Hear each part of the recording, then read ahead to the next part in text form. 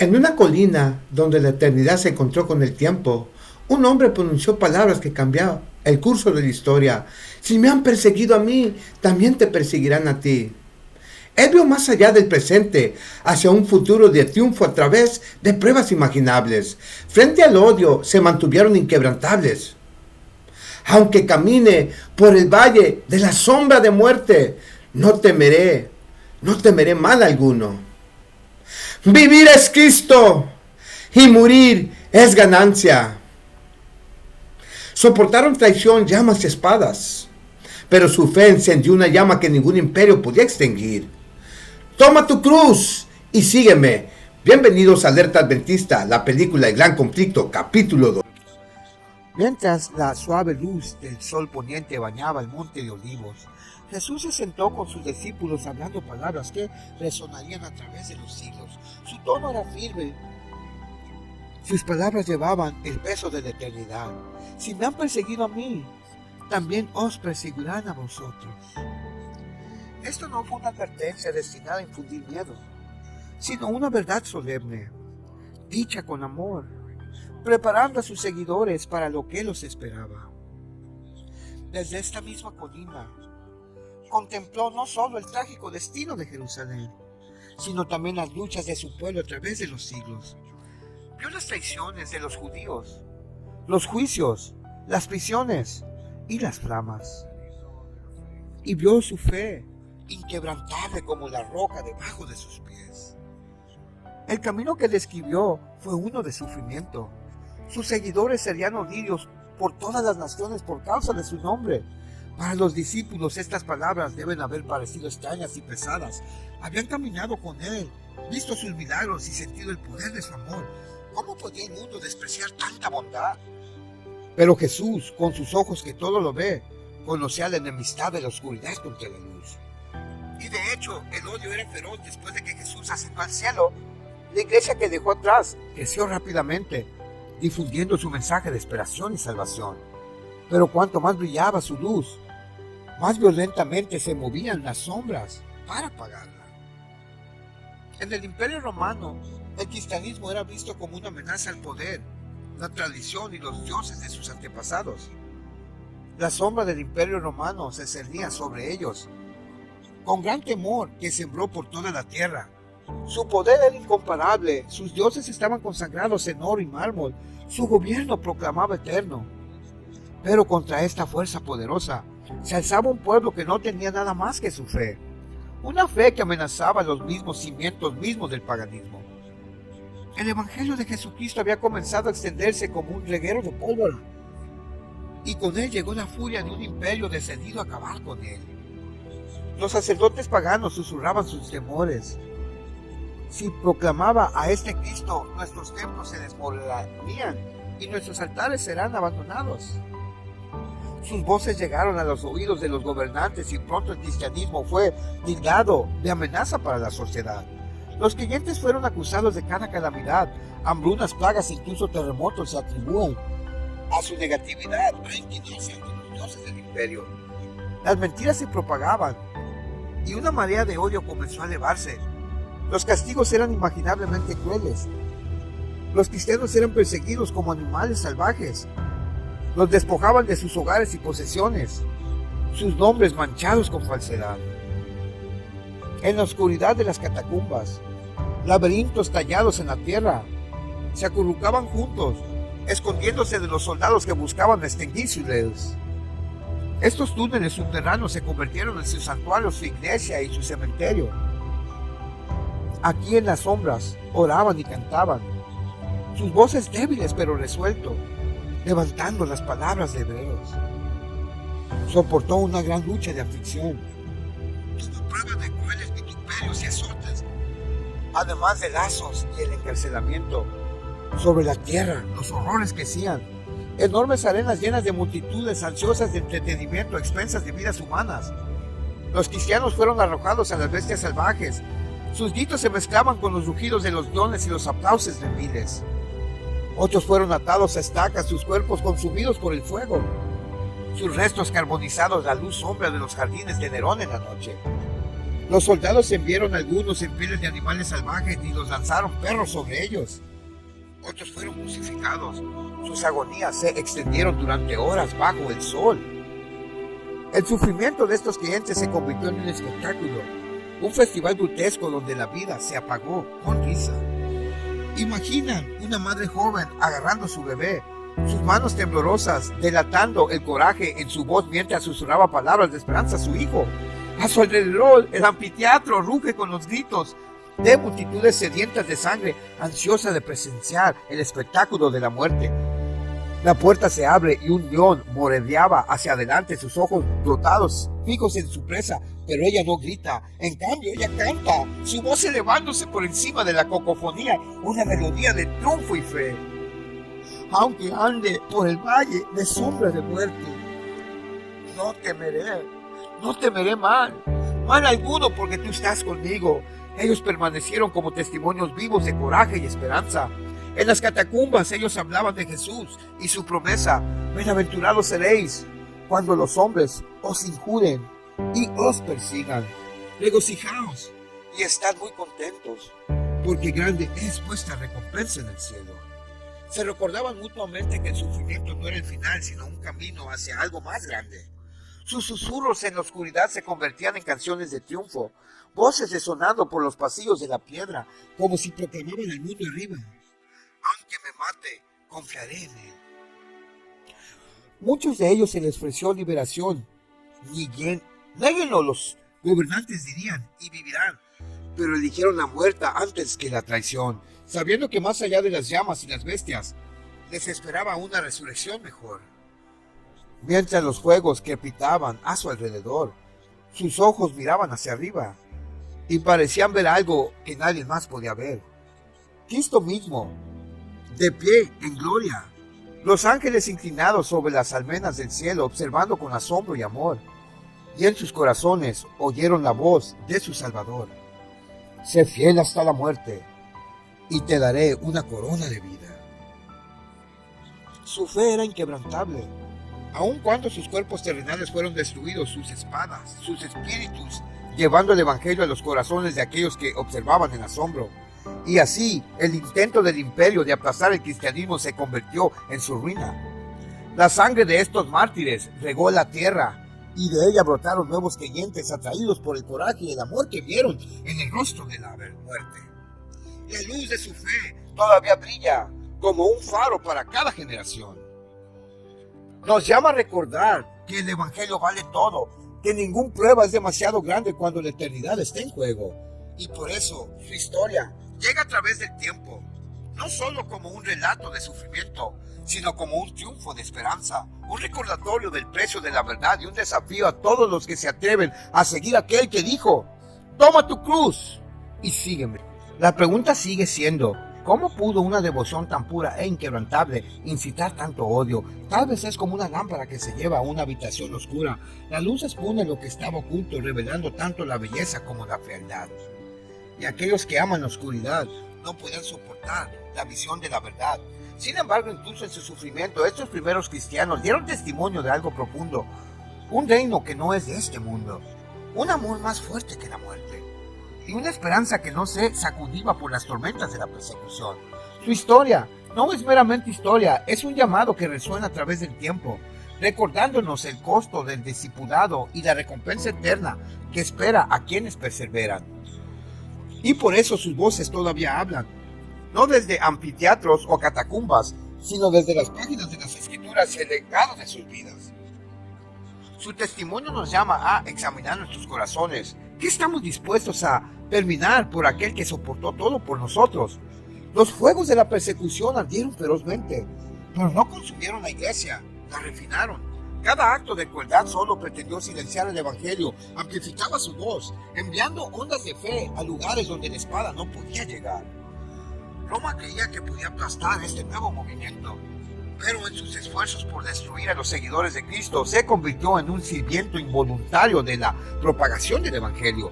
Lo que Satanás quería hacer daño se convirtió en terreno fértil para las semillas de la verdad. La sangre de los mártires derramada en arenas y en las calles parecía haber un poder que ninguna fuerza terrenal podía contener. Por cada creyente arrojado a las bestias salvajes, surgían 100 nuevos. Por cada uno quemado en la hoguera, su coraje encendió una llama en los corazones de quienes presenciaban su firmeza. Era como si la muerte misma se había convertido en un púlpito que proclamaba la esperanza de la vida eterna más fuerte que cualquier predicador jamás podría. En una ciudad, un joven soldado romano observó cómo una mujer cristiana enfrentaba sus momentos finales. Ella permaneció inquebrantable, sus ojos se elevaban a los cielos. La multitud rugió, burlándose y abuchando, pero su rostro estaba radiando de paz. Antes de que las llamas se la llevaron, ella declaró: vivir es Cristo y morir es ganancia. El soldado, entrenado para ser endurecido y frío, sintió una agitación en su corazón. ¿Cómo podía alguien enfrentar la muerte con tanto coraje, con tanta certeza? Él siguió su ejemplo en secreto y más tarde él también se convirtió en un creyente. El mismo acto destinado a infundir miedo en los corazones de los cristianos se convirtió en un testimonio que ablandó los corazones de sus opresores. La gran controversia entre el bien y el mal continuó, pero los propósitos de Dios no pudieron ser frustrados. En su derrota, los mártires encontraron victoria. Fueron considerados por Cristo como conquistadores, guerreros que habían peleado la buena batalla, y se les prometió la corona de justicia. Sus vidas no fueron desperdiciadas, fueron plantadas. Como un cristiano primitivo, dirigiéndose con valentía a los gobernantes, declaró: pueden matarnos, torturarnos, condenarnos. Su injusticia es la prueba de que somos inocentes. Ni su crueldad les sirve de nada. Fue solo una invitación más fuerte para atraer a otros a su persuasión. Cuanto más a menudo nos lamentamos por ustedes, más crecemos en número. La sangre de los cristianos es semilla. Tertuliano, Apología, párrafo 50. Fue como si Satanás, la mano de él, esparció estas semillas sin darse cuenta de la cosecha que traerían para el reino de Dios.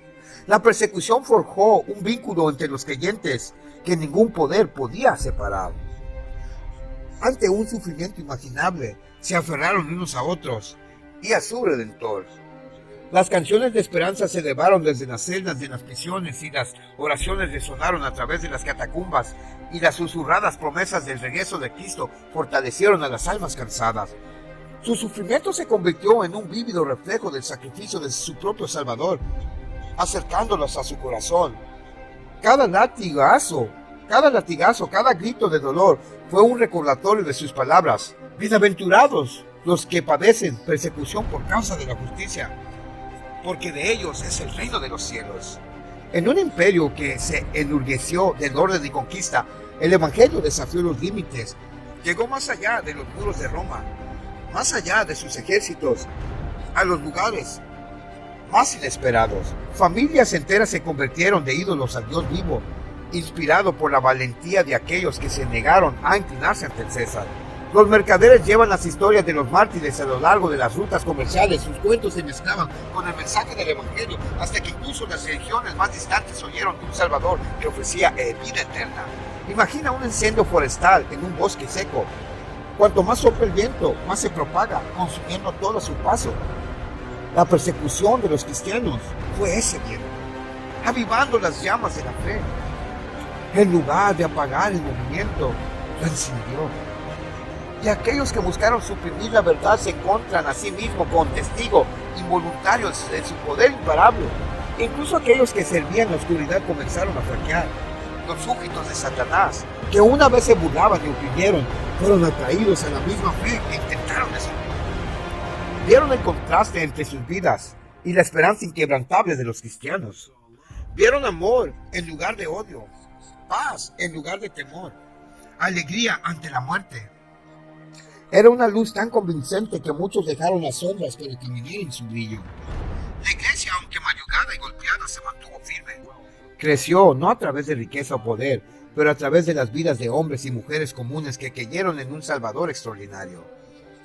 Sus testimonios moribundos se convirtieron en sermones vivientes, sus últimos suspiros de proclamación de victoria. El mundo no podía entenderlo, pero el cielo se regocijó, porque en cada acto de persecución el Evangelio avanzó. demostrando que ningún arma forjada contra ella podría prosperar. La historia no termina con los mártires, continúa como un recordatorio que en los momentos más oscuros la luz de Dios brilla más. Y cuando miramos hacia atrás, su legado nos llama a no compadecernos de su sufrimiento, sino maravillarnos de su triunfo, porque no fueron derrotados, fueron más que vencedores por medio de aquel que los amó. Los fuegos de la persecución no habían podido extinguir la llama de la iglesia primitiva. Satanás, furioso pero astuto, abandonó su asalto de fuerza y recurrió a una nueva estrategia, una mucho más insidiosa. Si el martillo de la violencia no podía quebrantar la iglesia, tal vez el suave susurro del compromiso podría. Comenzó a plantar su estandarte no fuera de la iglesia, sino dentro de ella, tejiendo un tapiz de engaño que mezclaba la verdad con el error. Comenzó sutilmente, como un arroyo de agua clara contaminada por una sola gota de tinta. La pieza que reemplazaba la persecución parecía una bendición, pero conllevaba un peligro oculto. Los sacerdotes y adoradores paganos, una vez enemigos del Evangelio, ahora afirmaban aceptar la fe cristiana. Pero sus corazones permanecieron inalterados, intocados por el arrepentimiento o el poder transformador de Cristo. Estaban dispuestos a adoptar el nombre de Jesús, pero no su llamado a negarse a sí mismos y tomar su cruz diario. En lugar, trajeron consigo sus ídolos, sus ceremonias, sus supersticiones, ofreciendo compromisos para hacer más fácil la unidad. Adoremos juntos, propusieron, sobre el terreno común del nombre de Cristo. Pero este suelo no era firme, eran arenas movedizas. Las estatuas paganas simplemente fueron renombradas. Imágenes de Cristo, María y los santos reemplazaron a Júpiter y Venus, pero el espíritu de idolatría permaneció. La fe pura de los primeros creyentes comenzó a diluirse, como el aceite precioso mezclando con vinagre. La levadura inmunda de la idolatría, traída a la iglesia, continuó su obra nefasta. Doctrina errónea, derechos supersticiosos y ceremonias idólatras fueron incorporadas a su fe y adoración. Algunos cristianos vieron el peligro y se mantuvieron firmes. No podían doblegarse. Recordaron las palabras de su maestro: ningún hombre puede vivir a dos amos. Pero otros, cansados de años de persecución, se sintieron tentados a ver el compromiso como un camino hacia la paz. Si cedemos un poco, razonaron, tal vez se convertirán por completo. Sin embargo, las concesiones se convirtieron en un punto de apoyo para Satanás, y desde este punto de apoyo su influencia creció. Imagina un pastor que guarda su rebaño de noche. Un lobo se acerca, sus ojos brillando en la luz, pero en lugar de atacar, se echa al borde del pasto, pretendiendo ser inofensivo. Déjelo quedarse, el pastor piensa. Está lejos de las ovejas. Pero con el tiempo el lobo se acerca sigilosamente, su hambre creciendo. La inacción del pastor conduce al desastre. Así también la iglesia dejó que el lobo de compromiso entrara en su medio pensando que traería paz. Trajo corrupción. El resultado fue división. Surgieron dos tipos de creyentes. Estaban aquellos que buscaban fervientemente seguir a Cristo. Sus corazones ardían con un deseo de reflejar su pureza y ser conformado por su ejemplo. Atesoraban sus palabras como lámpara a sus pies, permitiendo que su luz expusiera sus errores y los acercara a Él. Y luego estaban aquellos que preferían una fe más cómoda, una que no exigía tanto de ellos. Evitaron las duras verdades de las Escrituras, escondiéndose del llamado al arrepentimiento y la transformación. Esta división causó dolor y confusión en la iglesia. Los creyentes discutieron amargamente. Algunos lloraron por los compromisos que vieron introduciéndose, mientras que otros abrazaban la nueva mezcla de fe e idolatría, convencidos que fue el progreso. La pureza y el poder de la iglesia comenzó a desvanecerse. Lo que una vez había un faro de luz, en marcado contraste con el mundo pagano, ahora comenzó a verse terriblemente similar a él. Las doctrinas de Cristo, tan claras y vivificantes, se nublaron con humanidad, tradición y enseñanzas erróneas. Rituales que no tenían lugar en el Evangelio se arraigaron, cambiando el enfoque del cielo a la tierra, de fe a formalidad. Pero no todos fueron engañados. Un remanente permaneció fiel. Se mantuvieron apartados, adorando solo a Dios, negándose a inclinarse ante los ídolos disfrazados de santos. Su lealtad al autor de la verdad brilló como estrellas en un cielo nocturno oscurecido por el compromiso. Satanás se exaltó. Su plan estaba trabajando. Infiltrándose en la iglesia, había convertido su testigo, una vez brillante, una sombra de lo que era antes. La iglesia destinada a transformar el mundo, ahora estaba siendo transformada por ella. Pero el remanente fiel, aunque pequeño, se aferró a la promesa. Tu lámpara es a mis pies, tu palabra, y lumbrera mi camino. Sabían que la batalla estaba lejos de terminar. En esta historia hay una lección para cada corazón. Imagina una pequeña grieta en el casco de un barco. Al principio parece inofensiva, una mera fractura capilar, pero a medida que las olas presionan contra ella, la grieta se ensancha y el agua comienza a filtrarse. Si no se controla, el barco se hunde, no por una gran tormenta, sino por una pequeña debilidad ignorada. El compromiso es esa grieta. Comienza siendo pequeño, pero crece hasta que se pierde la integridad de todo el vaso. La iglesia, una vez audaz e inquebrantable frente a la persecución, ahora enfrenta su mayor desafío, la sutil atracción seductora del compromiso. Y mientras el mundo se regocijaba por esta unión de creencias, los cielos lloraban. Incluso en esta oscuridad permaneció la promesa. Dios preservaría a un pueblo fiel, un remanente que se mantendría firme por la verdad sin importar el costo. Su determinación mantendría viva la llama, aun cuando parecía que la luz de la iglesia casi se había apagado. La mezcla de la verdad y el error, el compromiso con el paganismo, no solo había corrompido la fe, sino creó una situación peligrosa. Judas Iscariote se convirtió en el máximo ejemplo de este peligro. Judas caminó entre los 12, un hombre que no parecía diferente de los demás. Predicó el mismo evangelio, sanó a los mismos enfermos y se sentó a los pies de Jesús mientras su voz desplegaba los misterios del cielo. Para el espectador era un discípulo devoto, pero debajo de la superficie, oculto a los ojos humanos, pero claro para lo divino, una tormenta engendra, una tormenta de ambición, codicia y orgullo inquebrantable. Jesús, en su amor infinito, dio la bienvenida a Judas, no porque no fuera consciente de sus defectos, pero porque vio el potencial de la redención. Día tras día, Judas estaba rodeado de luz. Las palabras del Salvador lo llamaban al arrepentimiento, mostrándole el camino de la justicia. Pero Judas se aferraba a la oscuridad de su corazón, albergando pecados secretos que lo alejaban aún más de la verdad. Se aferró a su amor por el dinero, su orgullo susurrando que merecía más de lo que tenía. Cada oportunidad de rendirse se encontró con resistencia, y la luz que se le dio solo profundizó la sombra de su hipocresía. Hubo un momento solemne y sorprendente que reveló esta verdad. En la última cena, Jesús lavó los pies de sus discípulos, un acto de humildad y amor que debería haber derretido el corazón más duro. Pero Judas, incluso cuando sus pies fueron limpiados por las manos del Salvador, endureció su corazón. Ya había cometido el fatidio, cambiando la vida del Hijo de Dios por 30 piezas de plata. Su profesión exterior enmascaraba un corazón sumido en la traición, y su hipocresía lo llevó a lo impensable, traicionar a su Señor con un beso. Este es el peligro de la hipocresía. Como una fruta que parece madura, pero se está pudriendo en el núcleo, una vida vivida en pretensión solo puede llevar a la destrucción. Judas caminó con Jesús, pero nunca caminó verdaderamente en su luz. Y entonces, cuando llegó la reprensión, cuando sus pecados fueron señalados gentil pero firmemente, se rizó de ira en lugar de inclinarse en arrepentimiento. Entregó su mente a Satanás y al hacerlo eligió la oscuridad sobre la luz. Pero Judas no fue el único. La historia de Ananías y Zafiras es otra advertencia solemne. Se pararon ante los apóstoles presentando su ofrenda como si fuera el precio total de la tierra. Buscaban alabanza de los hombres. Querían parecer generosos y piadosos, pero sus corazones albergaban una mentira.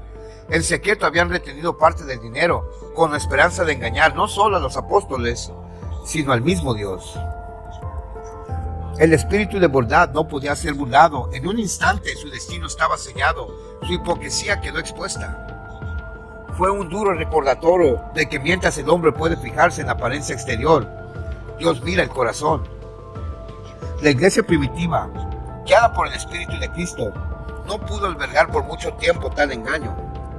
El destino de Ananías y Zafira envió un temblor a través de la congregación, advertencia a todos los que podrían pensar que usar la máscara de la piedad mientras ocultar el pecado dentro no era crueldad, sino misericordia, porque estaba en juego la pureza de la iglesia. Hipocresía es como una enfermedad, silenciosa, insidiosa, que se propaga si no se controla. Al igual que un médico debe cortar un cáncer para salvar el cuerpo, así que Dios, en su sabiduría, actuó para preservar a su pueblo. Los apóstoles encontraron a muchos que profesaban piedad pero albergaban iniquidad. Algunos no podían soportar la pureza de la iglesia y se fueron cuando su pretensión fue expuesta. Otros, como Judas, albergaban resentimiento hacia aquellos que buscaban reprenderlos. Y cuando la oportunidad llegó, ellos convirtieron su amargura en traición. Pero el Espíritu de Cristo en su iglesia no es solo terror para los hipócritas, también es una invitación. Incluso Judas, hasta el momento de su traición, se le ofreció gracia. Jesús lo llamó amigo, una palabra cargada de amor y tristeza. Aún así, Judas se apartó. Es un recordatorio de que Dios desea sinceridad, un corazón que sea humilde y verdadero, más que cualquier demostración externa de religión. Para aquellos que permanecen fieles, que viven no en pretensión, sino en verdad, hay una promesa. Bienaventurados los puros en corazón, porque ellos verán a Dios.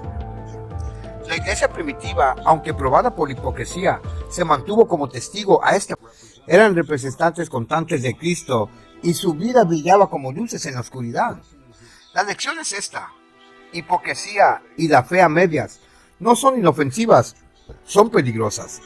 Aquellos que abrazan el error mientras se proclama el nombre de Cristo, no solo dañan a sí mismos, sino que también desvían a otros. La iglesia primitiva, guiada por el Espíritu, entendió esto y se mantuvo firme contra las fuerzas que buscaban corromper su fe. Su coraje nos recuerda de la necesidad de vigilancia para mantener la fe.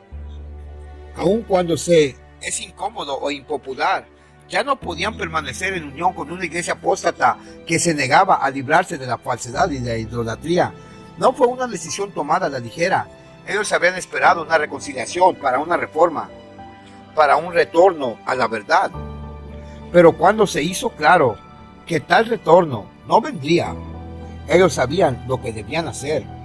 Eligieron la separación, no por enojo ni orgullo, sino por un compromiso solemne con la palabra de Dios. Salid de en medio de ellos y apartaos, dice el Señor. La mayor tragedia se produjo cuando aquellos que una vez habían defendido la fe se convirtieron en sus más feroces perseguidores. Uniéndose con sus compañeros medios paganos, dirigieron sus ataques contra el remanente fiel que se negó a inclinarse ante el error. Estos apóstatas rechazaron la Biblia como el estándar de la verdad y etiquetaron a los que defendían la rectitud como los herejes.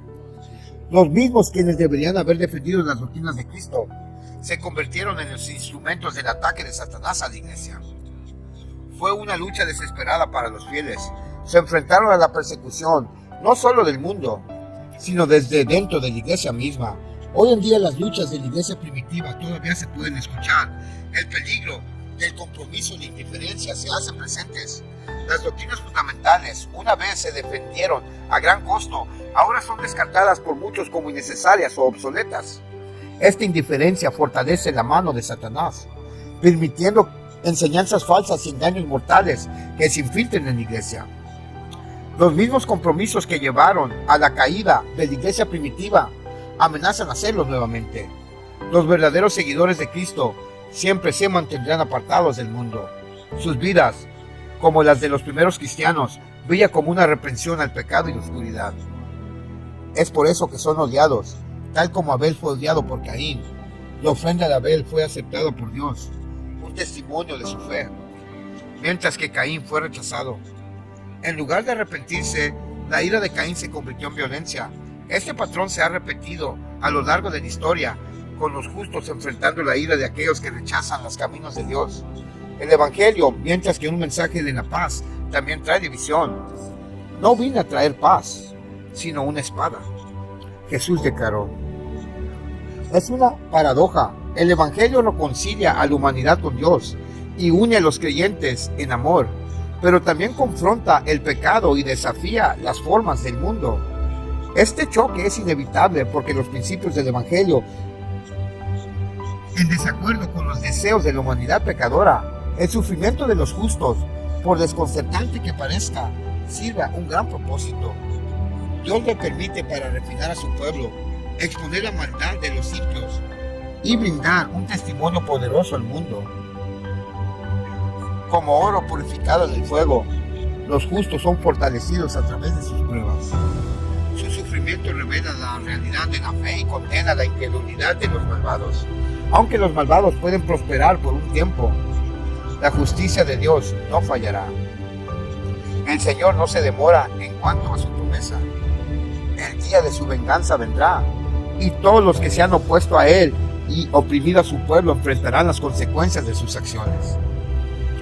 La ausencia de la persecución en muchas partes de la iglesia moderna no es una señal del favor de Dios, sino una advertencia de que la iglesia se ha vuelto demasiado cómoda, muy parecida al mundo, evitando oposición al comprometer sus principios. El apóstol Pablo advierte: sí, y todos los que vivan piadosamente en Cristo Jesús sufrirán persecución.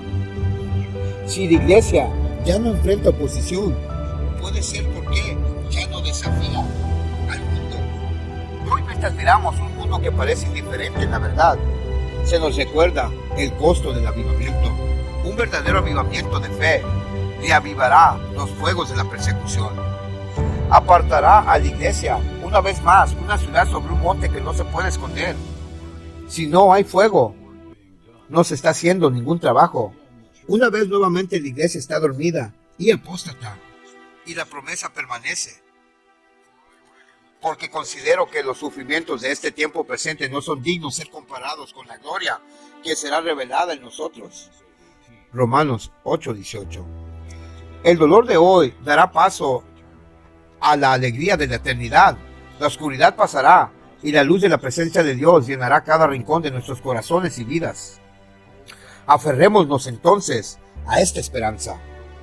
Aunque el mundo pueda presionar contra nosotros, aunque no siempre podamos entender los caminos que estamos llamados a recorrer, sabemos que Dios es fiel. Su justicia prevalecerá, su misericordia triunfará y su amor nos llevará.